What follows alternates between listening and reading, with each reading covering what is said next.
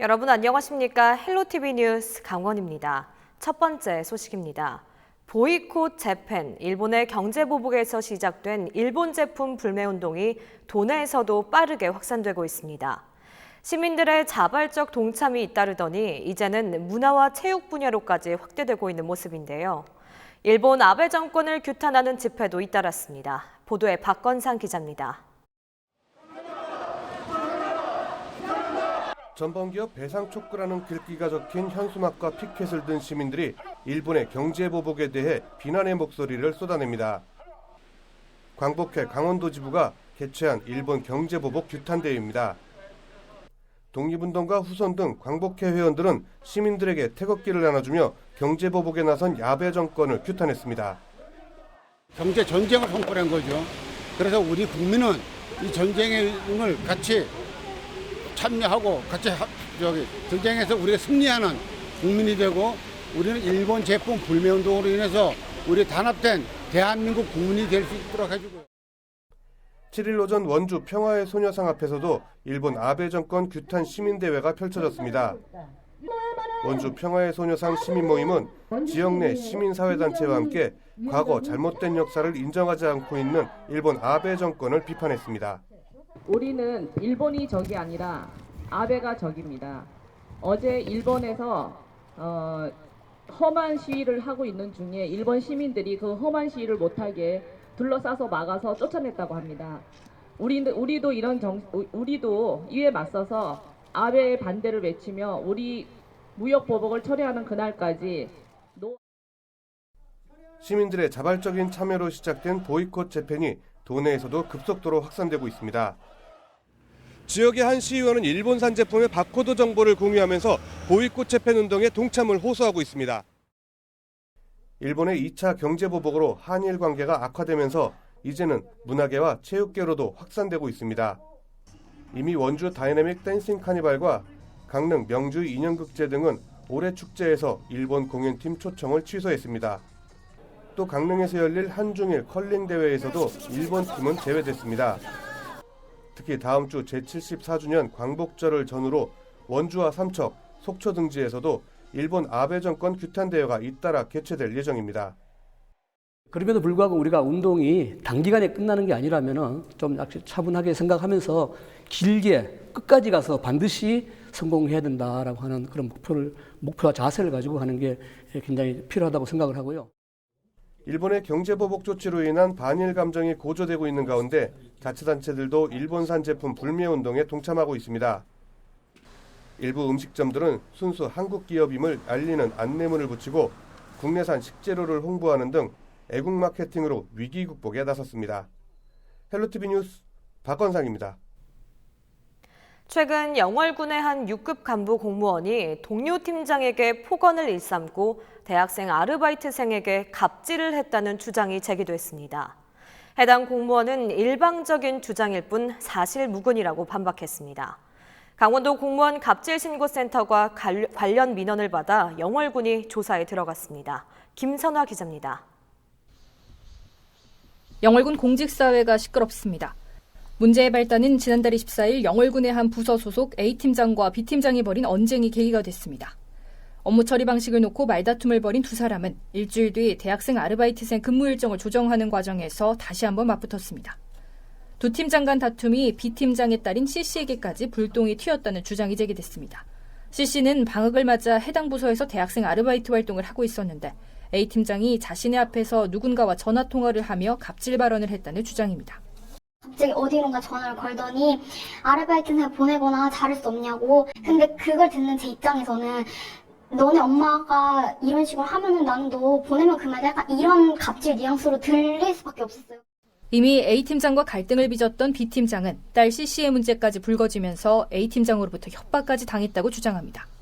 와 있는 아이 앞에서 삿대질을 하고 욕설의 협박에 공갈 협박을 그 폐쇄된 공간 2층에서 저를 따라 나와서 까불다가 걸리면 죽는 수가 있어. 조심해. 제가 그 얘기를 듣고 사태가 이게 그냥 넘어갈 상황이 아니구나. 하지만 가해자로 지목된 A팀장의 입장은 정반대입니다. 평상시 해당 아르바이트생이 말없이 밖에 나가거나 다른 곳에서 휴대전화를 하는 등 업무가 불성실했기 때문에 담당 부서에 취소 여부를 문의했다는 겁니다. 자신이 비 팀장을 협박했다는 주장에 대해서도 사실무근의 모함이라며 반박하고 있습니다. 시장님께서 지출 관련돼서 라든가 아르바이트 학생 근무에 대해서 특혜를 주는 부분에 대해서 저한테 무리한 요구를 하고 그런 부분에 대해서 제가 팀장으로서 회계 관리, 직원 아르바이트 학생에 대한 근무 관리를 담당하는데 거기에 대한 불만으로 해가지고 저를 이렇게 모함하고 거짓말로 지금 일관하고 있는 것 같은데 영월군은 현재 양측의 입장이 상반돼 A팀장과 B팀장은 물론 다른 직원들을 상대로 정확한 사실 여부를 파악하고 있습니다. 지금부터 제가 얘기하는 거가 이제 맞는지 안 맞는지 일단은 일주일간 해서 할 수 있는 거는 그런 정도밖에 사실은 기간이 되질 않아요. 그리고 별도로 만약에 그 내용이 따라서 어떤 이제 잘못이 있으면 그걸 문책하는 거는 일주일 뒤에. A팀장과 B팀장은 각각 협박과 모욕, 명예훼손과 무고 등으로 법적 다툼을 준비 중입니다. 같은 공간에서 근무하고 있는 두 공무원의 입장이 첨예하게 엇갈리면서 갈등의 골이 깊어지고 있습니다. 헬로티비 뉴스 김선아입니다. 인구 감소 문제는 어제 오늘의 문제가 아닌데요. 특히 강원도 제1도시 춘천 인구가 1년 사이 600명 넘게 줄면서 28만 명 선 붕괴가 우려되고 있습니다. 반면 원주는 인구가 꾸준히 증가하고 있는 데다 인구 최하점을 찍은 강릉도 최근 인구가 늘고 있습니다. 대책 마련이 필요해 보입니다. 장진철 기자가 취재했습니다. 춘천 지역 아파트 분양 시장이 흔들리고 있습니다. 불과 2, 3년 전만 해도 이어지던 분양 완판 행렬이 최근 들어 끊긴 겁니다. 현재 600여 세대의 미분양이 발생하면서 미분양 관리 지역에 포함됐습니다. 인구 감소 문제가 부동산 시장에도 여파를 미치고 있는 겁니다. 7월 말 기준 강원도 인구는 154만 700여 명, 1년 사이 3,500여 명 줄었습니다. 지역별로는 철원과 고성, 동해와 태백이 1,000명 넘게 줄었습니다. 2016년 28만 명을 넘어서며 상승세를 이어가던 춘천시 인구도 28만 명 선이 붕괴될 처지에 놓였습니다. 7월 말 기준 춘천시 인구는 28만 78명, 1년 사이 600여 명 감소했습니다. ITX 청춘 개통 이후 춘천으로 수도권 인구가 대거 유입될 것이라는 기대가 7년 만에 우려로 전락했습니다. 반면 혁신도시와 기업도시가 들어선 원주는 1년 사이 4,600여 명 증가했습니다. 최저점을 찍은 강릉도 KTX 개통 이후 1년 만에 500여 명 늘었습니다. 춘천 인구 감소는 일자리 문제가 해소되지 않았기 때문이라는 지적입니다. 우리 춘천시 같은 경우에는 시책에 이런 기업 유치라든가 또 1인 창조에 대해서 지원은 하지만 그것이 완전히 자리 잡게끔까지 지원이 되는 그런 정책이었기 때문에 아마 향후에도 더 줄으면 줄었지 늘지는 않을 것이다 라고 생각되어집니다. 상황이 이렇자 춘천시는 전입인구 유치를 위한 지원 사업에 나섰습니다. 주소 이전 시 한 번에 최대 20만 원까지 지원하고 있지만 효과는 없습니다. 강원도의 인구 정책도 저출산 고령화 문제에 초점이 맞춰져 있는 상황. 도내 인구 증가를 위해서는 1인 가구가 아닌 가족 단위 인구 유입을 이끌어낼 정책 마련이 요구됩니다. 강원도의 인구 정책 중에서 지역에서 인구를 늘리기 위한 정책은 그다지 많다고 볼 수가 없습니다. 학교 인프라 내지는 문화 이런 욕구를 시킬 수 있는 다양한 분야에서의 그런 종합적인 대책들이 강구가 돼야지. 국방개혁 2.0이 본격 시행되면 접경 지역을 중심으로 급격한 인구 감소가 예상됩니다. 한국지방행정연구원은 30년 안에 도내 18개 시군 중 7개 지역이 소멸될 것으로 분석했습니다. 인구 유입을 위한 보다 실질적인 대책 마련이 필요한 이유입니다. 헬로티비 뉴스 장진철입니다. 제21대 국회의원 총선이 8개월 앞으로 다가오면서 도내 선거구 획정 여부에 관심이 집중되고 있습니다. 현재 도내 국회의원 선거구는 원주 2개와 춘천, 강릉 각 1개, 동해 삼척 1개 등 모두 8개입니다. 하지만 지난 20대 총선 당시와 각 지역의 인구수가 달라졌고 분구가 기대됐던 춘천의 경우에도 최근 인구가 계속 줄면서 선거구 변화는 물론 의석수 감소에 대한 우려도 제기되고 있습니다. 특히 홍천과 철원, 화천과 양구, 인제 선거구와 태백과 횡성, 영월과 평창, 정선 선거구는 4년 전보다 각각 7,500명과 5,300명이 줄어든 것으로 나타나 인근 시군과의 선거구 통폐합 가능성이 거론되고 있습니다.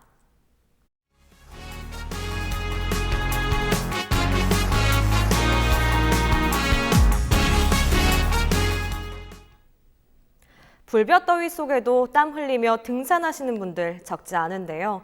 정상에 올라 내려다보는 쾌감, 그 맛에 산을 오른다고들 하시는데 하지만 요즘처럼 더울 때는 자칫 큰 화를 당할 수가 있습니다. 장진철 기자입니다. 소방대원이 헬기에서 로프를 타고 내려가 등산객과 함께 헬기로 올라옵니다. 지난 3일 설악산을 오르던 28살 박모 씨가 탈진 증세를 보여 119에 구조 요청을 한 겁니다. 때이른 더위가 찾아온 지난 5월에도 강원도 철원의 한 야산에서 다리를 다치고 탈수 증세까지 보인 등산객이 구조됐습니다. 현재 기온은 보시다시피 30도를 넘었습니다. 가만히 서 있기만 해도 땀이 줄줄 날 정도로 더운데 이와 같은 살인 더위가 기승을 부리고 있지만 주요 산에는 등산객들의 발길이 끊이지 않고 있습니다. 땡볕 더위에도 등산객 대부분은 본인의 체력을 과시합니다. 아이 뭐 기본 내가 또 헬스 운동을 매일 하니까 그러니까 이건 뭐 이 정도는 뭐 나도 7대인데 77세인데. 하지만 지나친 자신감은 금물. 폭염 속 산행 사고가 끊이지 않고 있기 때문입니다. 지난해 소방에 접수된 전국 산악사고 구조건 중 30%에 달하는 2,500여 건이 6월부터 8월 사이에 발생했습니다. 폭염이 일찍 찾아온 올해도 지난 5월과 6월에만 1,400여 건의 산악사고가 발생했습니다. 준비 없는 무리한 산행이 여름철 산악사고의 주요 원인입니다. 땀을 많이 흘려 탈수 상태에 빠질 수 있기 때문에 마실 물을 충분히 가져가야 합니다. 또 뜨거운 햇볕에 장시간 노출될 경우 일사병 위험이 있는 만큼 챙이 넓은 모자를 쓰는 게 좋습니다. 대표적으로 열사병 같은 온열 질환이 많습니다. 대비하기 위해서는 충분한 수분 섭취가 필요하고요. 잦은 휴식을 통해서 무리하지 않으시는 게 중요하고 사고가 발생됐을 때는 즉시 119에 신고하시는 게 좋겠습니다. 악천후로 인해 길을 잃거나 개방되지 않은 등산로를 이용하다 조난되는 사고도 적지 않습니다. 때문에 산행 전 일기예보를 반드시 확인하고 지정된 등산로만 이용해야 합니다. 더불어 나홀로 산행보다는 단체 산행을 하는 게 안전합니다. 구조당국은 몸에 이상이 있을 경우 등산로 곳곳에 설치된 국가지점 번호 또는 안내판으로부터의 거리를 이용해 119에 신고해 줄 것을 강조했습니다. 헬로티비 뉴스 장진철입니다. 다슬기가 제철을 맞아 강가에서는 많은 피서객들이 다슬기 잡이에 한창인데요. 다슬기를 잡으러 강이나 냇물에 들어갔다가 숨지는 사고가 잇따르고 있습니다. 각별한 주의가 요구됩니다. 박건상 기자의 보도입니다. 119 구조대원이 강에서 한 남성을 물 밖으로 옮깁니다. 영월군 주천면 평창강에서 58살 김모 씨가 강에 빠진 것은 지난 6월 27일. 경찰과 소방당국은 일행과 함께 다슬기를 잡던 김 씨가 강을 건너다 넘어지면서 빠져 결국 숨진 것으로 보고 있습니다. 사고가 난 곳은 이전에도 똑같은 사망사고가 났던 곳이라 경고문까지 있었지만 또다시 인명사고가 발생한 것입니다. 평창 쪽하고 저 거품산. 여기 주천세 그랬더니 여기 어린아이 하나.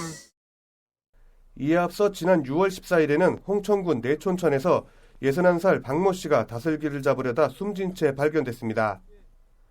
대부분 만만하게 생각하고 물에 들어가기 쉽지만 강바닥에는 이끼가 있어 미끄러지거나 발을 헛디뎌 넘어지면 머리를 다칠 수도 있습니다. 비가 온 뒤라 물이 많이 불었습니다. 물살도 세졌는데요. 지금 물이 제 다리춤까지 잠겨 있는데 한 발만 뒤로 가면 제 하반신이 모두 물에 잠기게 됩니다. 많은 사람들이 당황하게 되는 순간입니다. 물속 지형을 잘 모르는 외지인의 경우 이처럼 순식간에 깊은 지점으로 휩쓸릴 수 있습니다. 강원도 소방본부에 따르면 최근 3년간 다슬기 채취 중 발생한 안전사고는 28건, 이 가운데 25명이 목숨을 잃었습니다. 동행하신 분들이 있으면은 내 위치가 어디 있는지 항상 알려야 되고 내가 어디서 채취를 하는지를 본인이 알고 있는 게 가장 중요하고요. 전문가들은 반드시 구명조끼를 착용하고 야간에는 가급적 다슬기 채취를 삼가줄 것을 당부하고 있습니다. 헬로티비 뉴스 박건상입니다.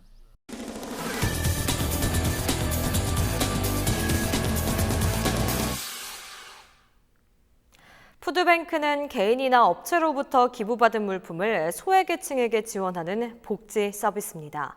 대부분 음식이나 식품에 국한되는 것으로 알고 있지만 최근에는 기부 물품도 소외자들도 다양해지고 있다고 하는데요.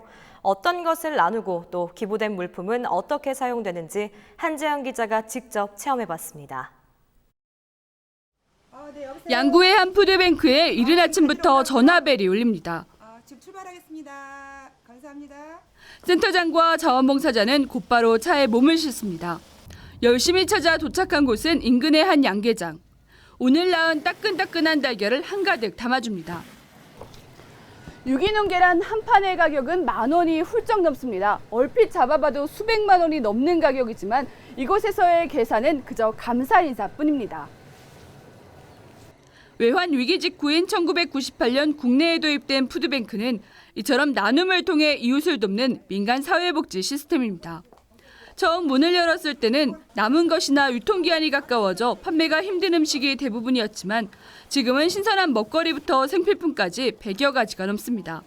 먹는 것도 있지만 생활용품도 많고요. 그다음에 의료도 있어요. 우리는 종목을 가리지 않고 주신다 하면 다 받습니다.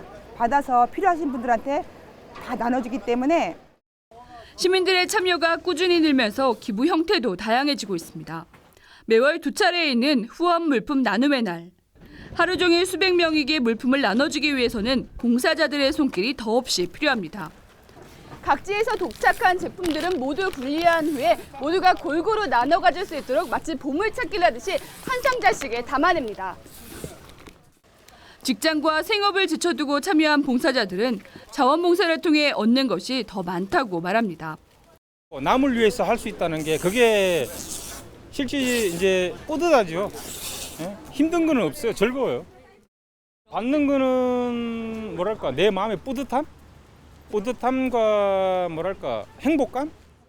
정성이 가득 담긴 선물을 받게 되는 수혜자들은 홀몸 노인과 저소득 장애인, 일부 다문화 가정 등 대부분이 사회 경제적 약자들입니다. 처음에는 알려지지 않기를 바랬지만 지금은 외로움과 소외감을 덜어내는 정까지 덤으로 얻어간다며 고마움을 감추지 않습니다. 다들 멀리 다른 나라에서도 여러 사람들이 왔는데 그래서 이런 하는 날이 있으면 너무 기쁘고 너무 감사해요. 가족 같은 느낌이 들고 내가 가진 것을 먼저 나누는 이들과 감사의 인사를 전하는 이웃들의 마음이 더욱 풍성하게 만들고 있는 푸드뱅크. 또 올게요. 네. 요즘 은행 금리가 많이 낮아졌죠. 하지만 푸드뱅크에서 작은 정성을 예금하면 더 큰 사랑과 감사의 마음을 두둑하게 돌려받을 수 있습니다. 헬로티비 뉴스 한재영입니다. 지역 내 일회용품을 줄이기를 위한 맑고 푸른 정선 만들기 협약식이 지난 6일 정선군 고안 구공탄 시장에서 열렸습니다. 정선군 고안 구공탄 시장과 CJ헬로 영서방송은 이날 협약을 맺고 자원 재활용에 적극 동참하기로 했습니다. 워낙 일반화돼 있어서 이제 바꿔나가는 것이 이제 시작이 중요하다고 보기 때문에요. 지속적으로 좀 이렇게 활동이 전개될 수 있도록 저희들도 행정에서도 적극 지원하고 그렇게 나서 꼭 반드시 성과를 이뤘으면 좋겠습니다. 이날 협약식에 이어 고안 구공탄 시장 상인 및 시민들을 대상으로 비닐봉지 사용을 줄이기 위한 장바구니를 나누어 주는 등 새 기관은 앞으로 정선군 환경 개선 활동 및 친환경 소비 문화 정착을 위한 사업을 지속적으로 펼칠 예정입니다. 강원도는 지난 5일 정부 추경을 통해 동해안 산불 피해 지원 예산 등 국비 총 1,703억 원을 확보했다고 밝혔습니다. 특히 정부 직접 지원 기준이 없는 소상공인 중소기업 피해 지원 예산이 305억 원이 확보돼 관련 피해민들이 보상을 받을 수 있는 길이 열렸습니다. 세부 내역을 보면 산불 피해 복구 예산으로 산불 피해지 긴급 벌채 247억 원, 특별재난지역 희망근로 지원 221억 원, 산불 진화 헬기 구입 81억 원 등이 포함됐습니다.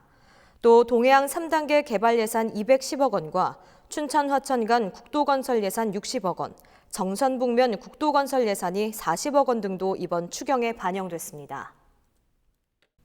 최근 강원도 고랭지무의 가격 폭락이 연일 지속되자 농림축산식품부가 가격 안정과 수급 조절을 위한 사업비 17억 원을 편성했습니다. 강원도 고랭지무의 지난 5월 20kg당 9,025원에 거래됐으나 지난 7월에는 7,800원 수준으로 떨어졌습니다.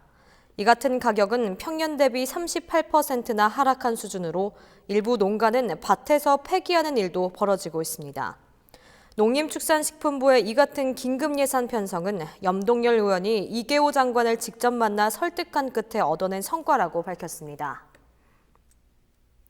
산불 진화 당시 국민 생명 보호와 재산 피해 최소화에 힘쓴 시민과 단체가 표창장을 받았습니다. 동부지방산림청은 지난 5일 정부 서울청사에서 강원도 동해안 지역 산불 진화 유공자 정부 포상 수여식을 갖고 산불 진화에 공적이 우수한 시민과 단체 등 총 33명의 표창장을 수여했다고 밝혔습니다.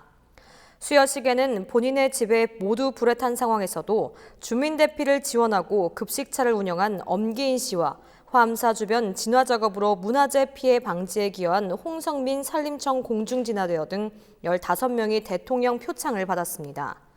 또 이재민 생활을 지원하고 구호 활동을 펼친 장천마을 부녀회 단체 등 18명이 국무총리 표창을 받았습니다. 우리 지역의 이슈 콕 짚어봅니다. 헬로 이슈 토크. 강원도 현안과 이슈를 짚어보는 시간입니다. 연일 이어지는 폭염에 찜통더위를 피해 휴가 계획 세우시는 분들 많으실 텐데요. 몰려올 피서객으로 피서특수를 기대했던 강원도 동해안은 올해 예상했던 것과 달리 피서객이 발길이 뜸해 큰 낭패라고 합니다.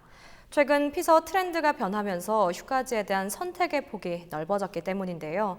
국내 피서 1번지였던 동해안 관광의 위기 어떻게 극복해 나가야 할지 이번 시간 전문가들과 함께 이야기 나눠보도록 하겠습니다. 스튜디오에 최수영 디 아이덴티티 메시지 전략연구소장님, 김태동 강원연구원 박사님 나와 계십니다. 안녕하십니까? 안녕하세요. 네, 두 분은 여름 휴가 좀 다녀오셨나요? 네, 저는 뭐 사실 이번에 갈 예정입니다. 네. 주말을 이용해서 2박 3일 정도 갈 예정인데 저는 뭐 부모님이 계시는 이제 강릉으로 뭐 고향 방문이 곧 저는 이제 휴가가 되는 그런 이제 셈인데요. 저는 주로 이제 주로 이용하는 게 그 국내를 이용하기 때문에 저는 국내파 관광지를 선택한다 이렇게 보시면 되겠습니다. 네, 박사님은 여름 휴가 저도 이번 주말에 네. 좀 움직일 생각이고요. 저도 뭐 아무래도 여름이다 보니까 동해안 한번 찾아봐야 되겠죠. 동해안하고 계곡을 한번 찾아보려고 합니다. 네, 뭐 이전에 여름 휴가지 하면 단연 동해안 이제 강원도 동해안이 가장 좀 많이 떠오르곤 했었는데 뭐 동해안이 대표 국내 피서지로 오랜 세월 동안 이렇게 사랑을 받는 이유가 있다면 어떤 것들이 있을까요? 아무래도 뭐 지금이야 이제 해외 여행이 자유화돼 있지만 네. 예전에는 그렇지가 못했었죠. 그리고 뭐 국내 관광 따지면은 강원도 설악산, 제주도 한번 가는 게 이제 옛날 어르신들은 꿈이었으니까 네. 그 정도였었는데 지금은 뭐 젊은 친구들이 자유 여행도 많이 가거든요, 해외로. 네. 그렇기 때문에 많이 변화가 있죠. 젊은 층의 어떤 타켓을 할 건지 아니면은 연령별로 계층에 따라서 어떤 관광 상품을 만들 것인지는 각 지자체에서 상품들을 지역 특성에 맞는 상품들을 만들 필요가 있다 이렇게 보여집니다. 네, 그런데 오랜 세월 이렇게 각광을 받고 좀 사랑을 받아왔던 대표 피서지인 동해안이 뭐 올해는 피서 특수 감소를 좀 체감할 만큼 뭐 사람들의 발길이 좀 많이 뜸해졌다면서요? 네, 그러니까 이제 아직도 그럼에도 불구하고 아직도 이제 동해안은 국내 여행지 이제 후보의 1위입니다. 뭐 부동의 1위긴 한데 네. 문제는 이게 이제 추세가 좀 감소 추세에 있다는 거죠. 제가 오늘 자료를 하나 봤더니 이제 영동 지역을 찾는 관광객이 2012년에는 우리 국내 인구의 9.9%였다는데 2018년에는 지난해죠. 7.6%, 그러니까 약 한 1.5%가 하락을 한 거예요. 6년 사이. 그러니까 1.5%는 굉장히 큰 수치죠. 그래서 네. 저는 이제 어쨌든 이제 이게 왜 위기의 신호냐고 보면은 어쨌든 국민 여가 활동 인구는 계속 증가하는데 우리 이 지역을 찾는 사람들이 조금 줄어들고 있다. 이거는 조금 좀 한번 눈여겨봐야 할 대목이 아닌가 생각이 되고요. 네. 아무래도 이제 이것이 이제 이게 패턴화되다 보면은 우리가 주로 동해안의 많은 그 주민들은 사실 관광으로 이렇게 생업을 유지하시는 분이 많지 않습니까? 네. 이게 좀 타격을 받게 될 것 같고 또 이게 이런 것들이 좀 장기화되다 보면은 우리 동해안 쪽의 산업 구조 쪽에도 조금 영향을 미치지 않을까 하는 그런 우려들이 있어서 이 부분은 조금 우리가 좀 관심 있게 지켜봐야 하지 않을까 하는 생각입니다.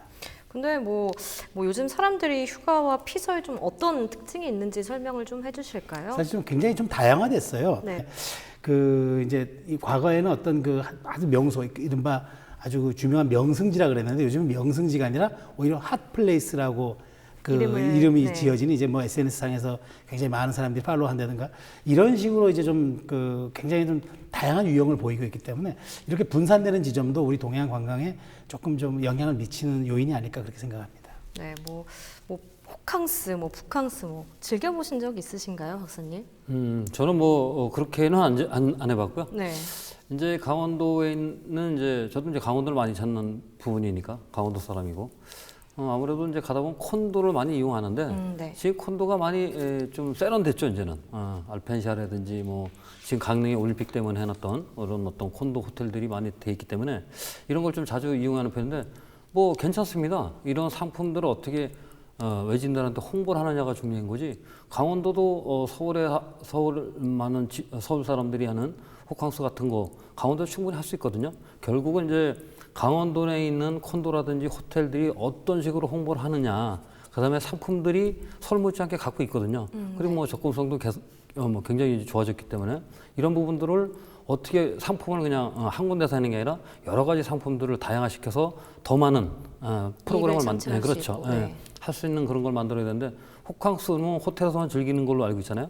근데 우리는 호텔에서도 즐기고 해변에서도 즐길 수 있고 계곡에서도 즐길 수 있고 바다 한가운데서 즐길 수 있기 때문에 이런 상품들을 연계할 수 있는 상품들을 좀 개발할 필요가 있다. 전체적으로 좀 상권이 좀 그렇죠. 발전할 수 있으니까. 저는 더 호재라고 봅니다. 강원도에 지금 기존에 있던 콘도들 말고 새롭게 올림픽을 기점으로 해서 이제 새롭게 이제 조성된 어떤 호텔이라든지 콘도라든지 그다음에 기존에 있던 콘도들이 리모델링 많이 했거든요. 네. 그런 호텔 콘도들의 상품들을 좀 어떻게 홍보할 수 있는 것들 그런 게 좀 필요하지 않겠나. 아무래도 서울 수도권에 있는 분들은 좀 바다를 보고 싶어 하겠죠. 대신 이제 좋은 시설이라든지 어떤 프로그램이 한정돼 있다 보니까 그랬는데 지금은 워낙 이제 인터넷 세대이다 보니까 그런 거에 대한 어떤 홍보 전략을 어떻게 하느냐에 따라서 강원도가 많은 변화가 더 오지 않을까 이렇게 보여집니다. 네, 그럼 좀 이전과 달리 피선 트렌드가 이제 호캉스나 알뜰족 등 이렇게 다양하게 바뀌는 이유가 있다면 어떤 것들이 좀 있을까요? 다양하대. 이게 결국 인터넷의 힘이라고 할 수 있을 것 같습니다. 힘이죠. 네. 지금 저희가 보면 트립하고라든지 이런 데 보면 참 호텔이라든지 콘도 이런 비용이 시시각각을 얼마씩 지금 하고 있는지 알 수 있으니까 그런 거에 따라서 이제 좌우가 되거든요. 그런 거 보고 그리고 이제 지역에서 와서 사는 것보다는 출발할 때 상품을 이제 많이 사갖고 오는 거죠. 먹거리라든지 이런 부분들을 그런 거를 우리가 지역에서 어떻게 판매를 할 것인지 그런 것도 한번 좀 고민할 필요가 있지 않겠나. 사실 작년보다 감소했다고 이제 많이 이제 언론에서 그랬는데 제가 알기로는 아마 장마가 7월 6일 날 개장이 됐거든요. 강원도 네. 동해안의 해수욕장들이. 근데 그 이후에 907만 명이 온 걸로 되는데 작년에 한 952만 명, 그러니까 45만 명 정도인데 저희가 이제 폭우 태풍 때문에 한 일주 정도 못했죠. 네. 애들 이제 학생들이 방학해 그 기간에 그런 거 따졌을 때는 그렇게 감소가 된 게 아니지 않나. 저는 이제 개인적으로는 좀 그렇게 보는데요. 사실 이제 이런 것들이 폭우에 아니면 태풍에 그거는 전국적으로도 마찬가지일 것 같고 그거를 너무 우리가 안 좋게 보는 것보다는 그런 만약에 폭우라든지 만약에 너무 뜨거운 해수욕장에서 햇볕을 바라보고 맨발로 해변을 걷기에는 굉장히 뜨겁거든요. 그러면 이제 그런 거에 바다 분수를 이용해서 물을 뿌린다든지 그 해변에다 모래사장에다가 그런 것도 한번 우리가 고민할 필요가 있지 않겠나.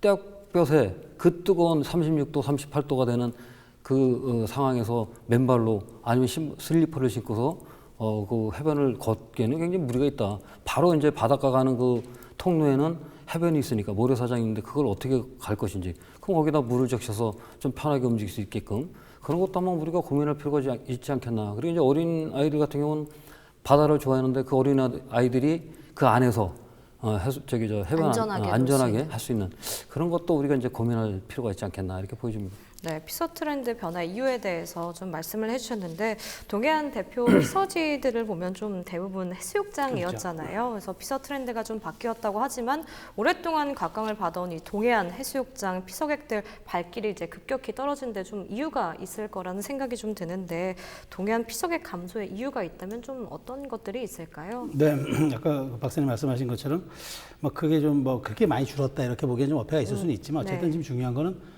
그 추세를 보이고 있다는 꾸준한 감소 추세를 보이고 있다는 우리가 추세를 좀 봐야 되는데 어쨌든 저는 이제 과거에는 이제 우리 동해안을 사신 분들에게 물어보면은 바가지가 심하다. 그다음에 이제 불친절하다. 그리고 이제 뭐 청결하지 못하다. 이런 대부분이잖아요. 왜 그러느냐? 이제 이분들이 생업이 관광으로서 먹고 살다 보니까 아무래도 한 차례 많이 벌어야 되겠다는 그런 이제 어떤 그런 좀 조바심이랄까 이런 것들이 조금 이제 불친절하고 그다음에 좀 과도한 좀 이렇게 상혼이 우리가 상혼이라고 그러죠. 이제 그런 것들이 좀 나타나게 되는 경우들이 있는데 저는 어쨌든 이제 휴가가 뭡니까? 편하고 즐거워야 하는 게 기본이잖아요. 네. 그러다 보니까 이게 우리가 기본적으로 교통에 대한 대책이 마련돼야 됩니다. 그러니까 물론 단기적이지만 그러니까 우리가 교통 대책을 행정기관이 마련하죠. 그런데 불구하고 휴가철에 맞는 특단의 대책을 좀 7, 8월에만이라도 좀 마련해 특단의 대책을 해야 된다 얘기를 하고 왜냐하면 이동하는데 불편함이 있으면 안 되거든요. 그쵸. 과거에 뭐 이런 사례들이 신문에도 많이 났지만 뭐 차량들이 밀려서 경운기가 밭에도 못 가고 또 차량들도 이동하지도 못하고 이런 어려움들이 신문에 이제 종종 가십 기사로 나기도 했는데 이런 현상들이 나타나면 안 되겠죠. 지금은 없어졌지만. 네. 그다음에 교수님 박사님 지적해 주셨지만 지금 말한 대로 체류형 콘텐츠가 별로 없어요. 그러니까 우리가 여기에서 1박이든 2박이든 3박이든 체류하면서 즐길 만한 콘텐츠가 동해안이 과연 맞느냐 이 질문에는 제가 보기에 아마 자신 있게 대답할 분들이 많지 않을 것 같아요. 네. 여기에 대해서 좀 신경을 써야 될 것 같고 그다음에 강원도만의 특별한 정서를 활용하는 거. 그러니까 지금 아까 말씀드린 거 그다음에 안전, 바가지 근절, 청결, 친절 이거는 전국 어디나 다 똑같이 얘기합니다. 우리 이거 개선하고 우리 이거 역점 두겠다. 그런데 차별화 관건이라고 본다 그러면은 강원도만의 그러면 강원인만의 정서를 우리가 보여주고 자극해서 저분들을 유입할 수 있는 그게 어디 있는가. 이런 것들에 좀 오감 만족을 시킬 수 있는 우리가 좀 고민을 지금부터라도 좀 디테일하게 해야 하지 않느냐. 그렇게 됐을 때 비로소 강원도를 찾는 분들이 다시 한번 저는 관광의 성패는 재방문에 있다고 보거든요. 이분들이 계속 재방문 또 재방문이 될 수 있도록 그렇게 우리가 인프라를 갖춰두고 유인책을 지금 우리가 마련해 두는 거 이게 지금 조금 위기에 빠진 동해안 우리 관광에 조금 대안이 되지 않을까 하는 생각을 가져봅니다. 네, 뭐 소장님께서 말씀해주신 것처럼 뭐 바가지 요금, 뭐 불친절, 뭐 교통, 뭐 체류형 콘텐츠 이 부분에서 좀 말씀을 해주셨는데 계속해서 지적되온 부분이라고 좀 알고 있습니다. 도 차원에서도 이런 부분을 좀 개선해서 노력을 해온 걸로 알고 있는데 눈에 띄는 변화나 성과가 좀 없었던 건가요? 사실 이거는 아무리 행정에서 관에서 해도 지역 주민 의식이 개선되기 전에는 굉장히 힘든 부분이죠. 네. 사실 뭐 행정에서 나가서 이건 이렇게 하고 저렇게 하고 일일이 하기는 굉장히 부족한 거고요. 이거는 이제 우리 강원도 동해안에서 아까 소장님께서 말씀하셨던 상인들의 의식이 될 필요가 있는 거죠. 이게 이제 우리가 이제 올림픽을 통해서 평창이라든지 강릉 같은 경우는 뭐 세계적으로 이제 이름이 알려져 있는 상황이죠. 외국인들도 많이 찾아올 거라고 이제 기대가 됩니다. 그분들을 상대하기에는 굉장히 부족한 부분이죠. 의식에 대한 부분들이 좀 중요하다. 사실 이런 것들은 관에서 식음료 하시는 분들, 그다음에 숙박하시는 분들을 대상으로 주민교육을 시켜도 어떻게 시키냐, 잘 시키겠죠. 근데 그거를 현장에서 갈 때는 아까 말씀하셨던 대로 한철 장사다 보니까 그러다 보니까 이걸 바가지하고 연결시키고 그다음에 불친절하고 거기에서 이왕이면은 많은 거를 팔매다 보니까 이제 조금 손님들 고객들한테 좀 안 좋은 이미지도 보여줄 수 있는 거죠. 사실은 이제 이게 강원도 동해안 같은 경우는 한철이라기 보기에는 이제 저는 좀 아닌 것 같고요. 사계절에 대한 어떤 콘텐츠 상품이 필요하지 않겠나. 여름 같은 경우는 지금 뭐 양양의 서핑, 그다음에 뭐 삼척 장호항의 어떤 레포츠 이런 것도 있지만 뭐 봄, 여름, 가을, 겨울에는 뭐 유람선일까? 네. 유람선도 계속 왔다 갔다 할 수 있는 그런 뭐 프로그램도 할 필요도 있고 하다못해 안 되면은 요트에 대한 부분들도 좀 한번 우리가 고민해서 20인승 요트를 타고 뭐 고성서부터 삼척까지 이렇게 한 번씩 유람할 수 있는 그런 것도 뭐 상품을 만들 필요 있죠. 뭐 지금 강원도 내에 있는 요트장이라든지 계류장이 있으니까 그걸 충분히 활용하면은 좀 가능하지 않을까. 사실 이런 것도 어떻게 보면 전문 인력을 양성시켜서 일자리하고도 연결시킬 수 있는 부분들도 있기 때문에 우리가 한번 좀 지금 이 시점에서는 여름 한철만 대상으로 하는 어떤 강원도 동해안이 아니라 사계절 방문객을 맞이할 수 있는 그런 어떤 콘텐츠를 개발할 필요가 있다 이렇게 보여집니다. 네, 박사님께서 뭐 다양한 관광 상품에 대해서도 좀 말씀을 해주셨는데 어쨌든 좀 급변하고 있는 트렌드에 맞게 동해안 여름 관광 역시 좀 차별화된 전략이 좀 필요해 보일 것 같은데 박사님께서 말씀해주신 것처럼 최신 이제 피서 트렌드에 맞는 관광 정책들 좀 어떤 것들이 있을까요? 저는 일단 좀 물론 이제 행정에서 하는 것이 좀 아무래도 뭐 한계가 있다고 말씀 동의합니다만 그럼에도 불구하고 어쨌든 우리가 그런 기반을 깔고 인프라를 까는 건 그건 역시 행정의 몫이니까요. 네. 우리가 관광의 중요성을 얘기할 때 이렇게 하잖아요. 관광은 보이지 않는 무역이다. 그러니까 창출하는 부가가치가 굉장히 높은 거죠. 그렇기 때문에 신경을 안 쓸 수가 없는데 저는 이 지점에서 조금 하나 지적하고 싶은 거는 이제 두 가지 측면입니다. 우리가 조금 좀 인프라를 좀 강화할 필요가 있겠다. 그러니까 사실 설악산 케이블카라든가 그다음에 대관령의 산악관광지 조성을 하겠다는 그런 계획들이 있는데 굉장히 좋은 거거든요. 네. 근데 이게 지금 어쨌든 규제에 묶이고 어쨌든 지금 정부가 어쨌든 이런 문제 때문에 조금 좀 늦춰지고 있는데 이게 좀 빨리 됐으면 좋겠어요. 왜냐하면 이런 것들이 우리 강원 관광의 랜드마크가 돼가지고 더 유인책을 동해안으로 끌어들이는 더 유인책이 될 수가 있거든요.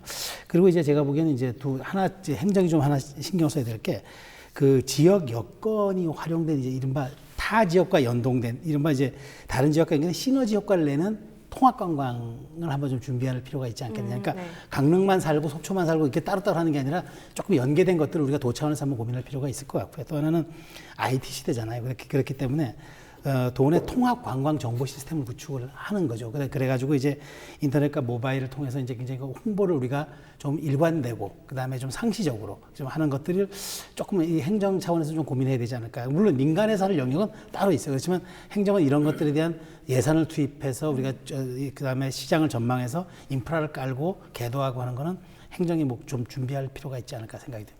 네, 그렇다면 뭐 다양한 관광 상품을 아까도 좀 말씀해 주셨는데 그러면 관광 정책에 대해서는 좀 어떤 것들이 필요한지 설명을 좀 해주실까요? 아마 조금 전에 선생님께서 말씀하셨던 걸 아마 강원도에서 준비를 하고 있는 것 같습니다. 통합적인 어떤 강원도 관광에 대해서 관광공사 같은 그런 부분을 좀 고민을 하고 이제 발족을 준비하고 있는 것 같고요. 지금 동해안 같은 경우도 사실 이제 통합 6개 시군이 모여서 통합으로 하는 그런 게 있는데 실제로 잘 안 됩니다, 그게. 왜냐면 행정에서 담당하시는 분들이 이제 다 또 이동하시고 뭐 이러다 보면 그게 또 유야무야 될 수 있는 그런 부분들이 있기 때문에 이거를 소장님 말씀하셨던 대로 통합적으로 할 수 있는 그런 게 이제 강원도 한동해 본부가 되겠죠. 한동해 본부에서 이런 어떤 상품이라든지 이런 상품이라든지 홍보라든지 이런 것들을 좀 이렇게 외진들한테 보여줄 수 있는 그런 것들이 좀 전략적으로 필요하지 않겠나 이렇게 보여집니다.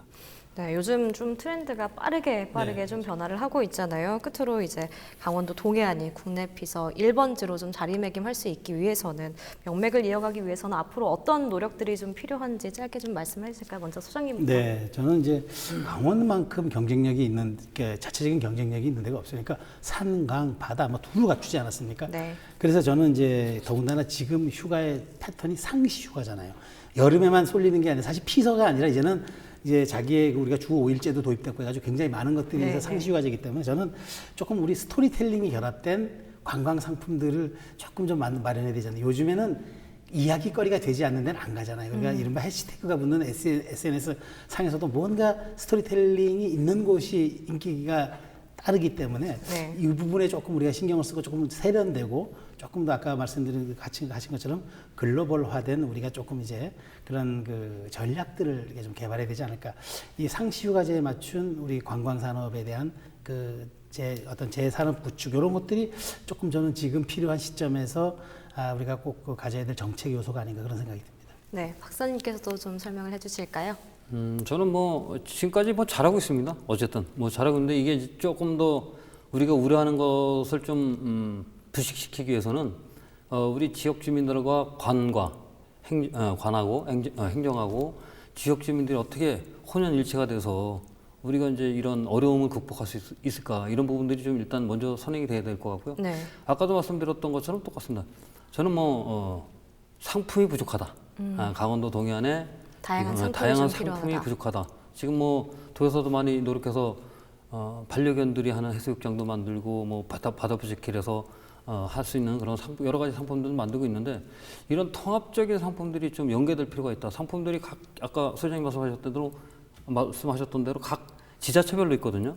이거를 통합적으로 연계해서 강원도 내에서 체류할 수 있게끔 한 군데에서 1박하고 2박하고 가는 게 아니라 최소한 50만 원 추구했다 한 3박 4일, 4박 5일은 강원도에서 즐길 수 있게끔 그리고 콘도나 여러 가지 이런 부분들 숙박이나 이런 부분들이 연계될 수 있게끔 그런 걸 한번 좀 고민할 필요가 있지 않을까. 그게 각자별로 지자체별로 아니면 호텔은 호텔별로 콘도는 콘도별로가 아니라 이런 것들을 종합적인 어떤 상품들을 연계할 수 있는 것도 한번 고민해야 될 필요가 있을 것 같습니다. 네, 여기까지 듣도록 하겠습니다. 네, 지금까지 최수영 디 아이덴티티 메시지 전력연구소장님과 김태동 강원연구원 박사님과 이야기 나눠봤습니다. 오늘 말씀 감사합니다.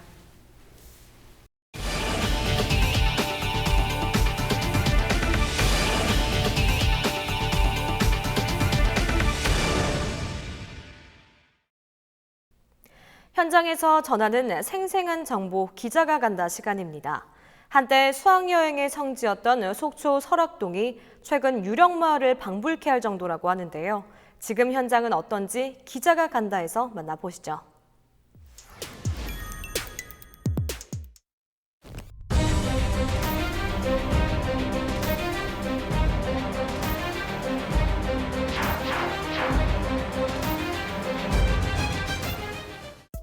한때는 단체 여행과 수학 여행의 성지였던 속초 설악동입니다. 관광 1번지라는 말이 무색하게 지금은 폐허가 돼버렸습니다. 50년 전의 황금기의 흔적을 그대로 아는 채 시간이 멈춰버린 유령마을, 설악동의 이야기에 대해 지금부터 알아봅니다.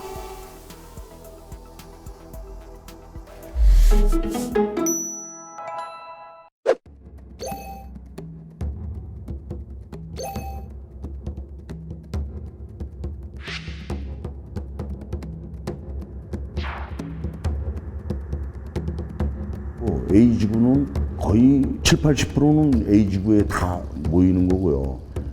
가을 성수기 한 10일 정도만 여기 B지구에 주차장이 지금 차는 상태고.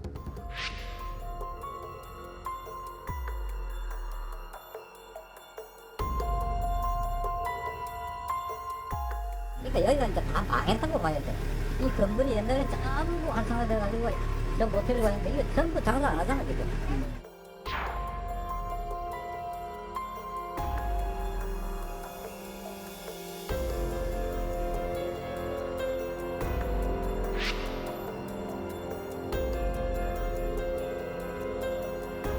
리모델링해서 다시 재오픈 하실 예정이세요? 그건 제가 답을 못 드릴 거예요. 설악동의 한 숙박업소 앞에 나와 있습니다. 이 업소 앞에 붙어 있는 간판을 보시면요. 지금 글씨를 알아볼 수 없을 정도로 덩쿨이 많이 자라 있는 모습이고요. 또 이 앞쪽으로 정문 쪽을 보시면 이 조명과 의자가 파손된 채 그대로 널브러져 있고 또 앞쪽 정문 같은 경우에는 외부인이 출입할 수 없도록 쇠창살로 굳게 잠궈 놓은 모습입니다.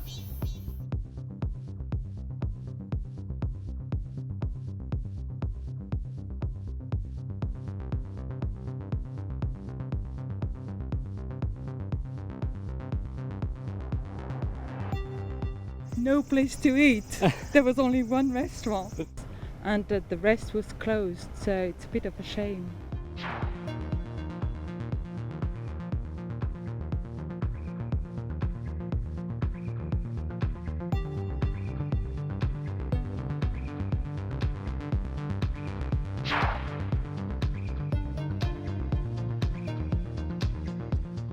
개발하려면 예산이 어느 정도 들 것인가 좀 천문학적인 예산이 나왔어요.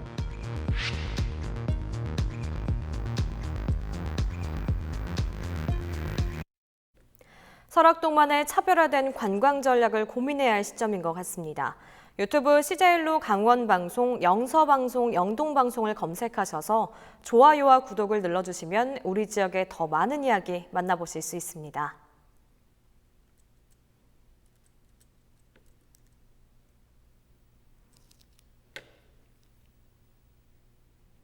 이상으로 헬로티비 뉴스를 마칩니다. 헬로티비 뉴스는 지영민과 함께합니다. 시청해주신 여러분 고맙습니다.